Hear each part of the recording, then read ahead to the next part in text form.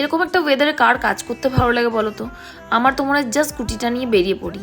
Hello and welcome to my mini blog series, যেখানে সকালবেলাতেই উঠে brush করে ব্রেকফাস্ট করে রেডি হয়ে যাচ্ছি পার্লারে আজকে একটা নতুন স্টাফ অ্যালট হবে।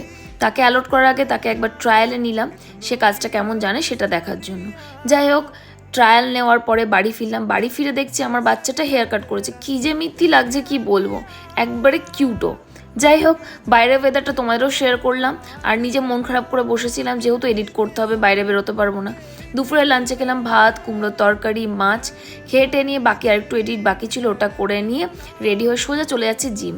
আর জিম যাওয়ার আগে এই মহিলার একটা নাটক তো থাকেই, আমাকে যেতে দেবে না। যা ওয়ার্কআউট করে বাড়ি ফিরে আবার চলে গেলাম সোনাঝুরি ভাইদের সঙ্গে দেখা করতে।